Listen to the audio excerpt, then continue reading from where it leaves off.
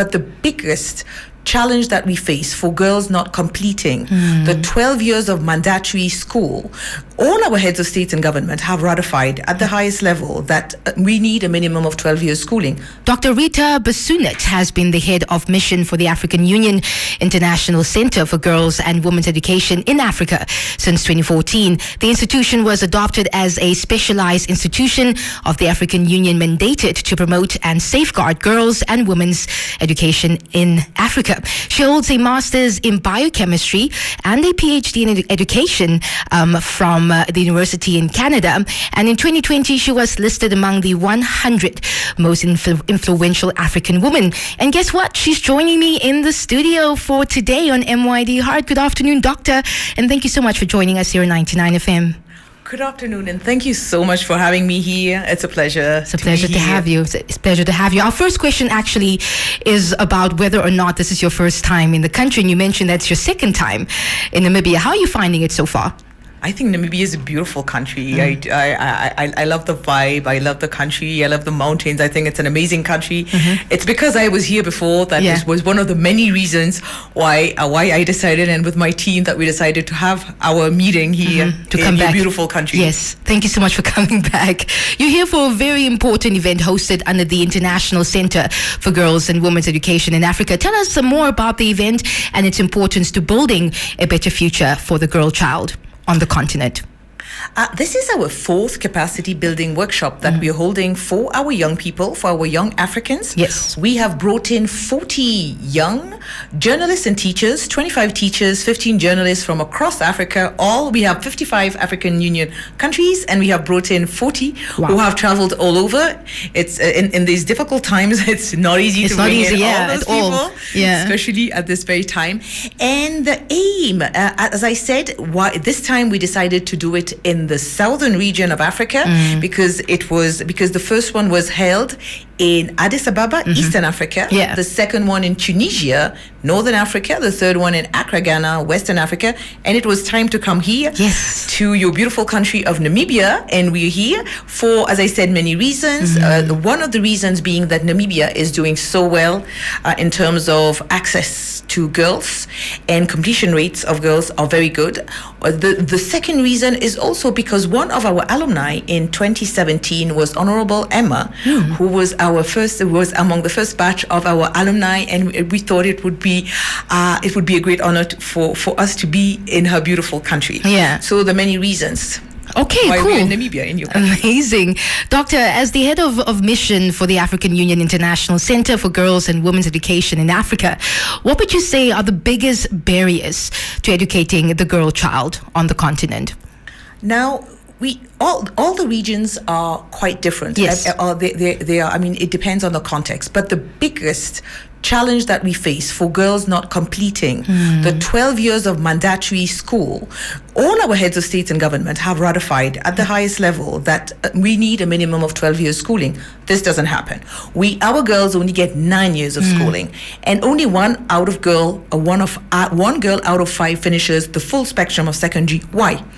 One of the so many reasons, the main ones are poverty. Families, especially in these times of COVID, do not have enough money to send their girls to school.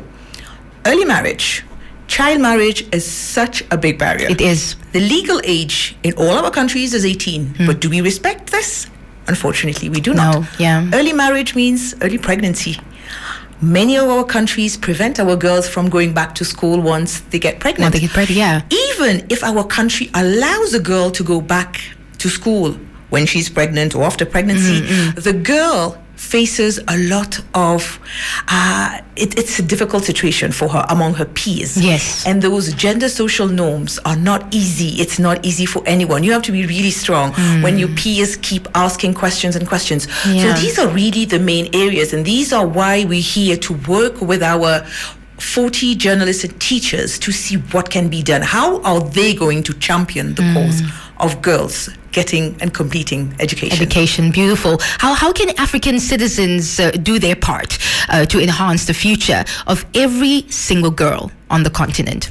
First of all, as parents, as uncles, as nephews, as any relative or parent, we must take our responsibility and ensure that our girl child, our daughter, our niece goes to school, completes her school, because all our daughters, all our girls, all our nieces have dreams. Yes. Everybody wants to be a pilot, a doctor, I don't know, a dentist, name it. So it is our job to let her dream and realize her dream. Yes. We cannot prevent her and say, no, your brother will go to school. This is not meant for a girl. Exactly. Yeah. I mean, this job is not for you. Exactly.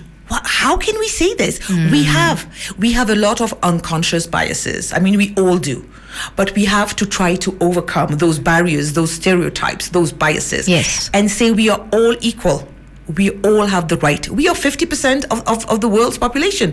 So we need to go in the job labor market. To go to the job labor market to have a job, I need to go to school. So please let me go to school. So this is why our parents, all our families need to understand, it's not because my mother, my father, my grandfather didn't go to school that I shouldn't go to school. Yes. I should. And also important to let the girl child know that anything she puts her mind to, she can do. And this notion of this job is only meant for men or that job is only meant for men, that notion is done. It's done and dusted. So anything she puts her mind to, she can do. It's also something I feel that parents should always instill in the girl child. Doctor, before we let you go, what are your hopes for Africa, for the future of the continent? My hopes are very big. You know that in 2050, we will be the biggest workforce in the continent.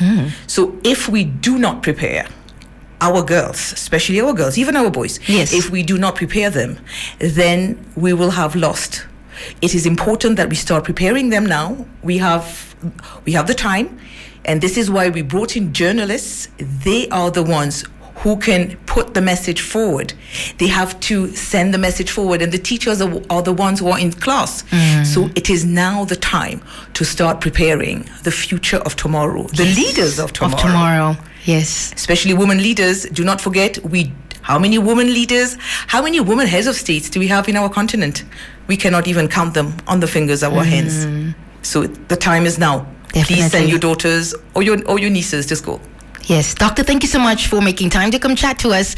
And yeah, man, let's keep pushing this narrative that the girl child is supposed to be, nurtured and should be told that you can do anything you put your mind to. Thank you so much for coming through. Thank you so much for inviting me. It was lovely seeing you. It's a pleasure to have you. As of course, our MYD Heart for today. If you missed out on the interview, it is going to be up on our social media pages, so you can go check it out there and have a listen. Again, that was MYD Heart for today. MYD Heart was proudly brought to you by NHP. NHP, we are about you.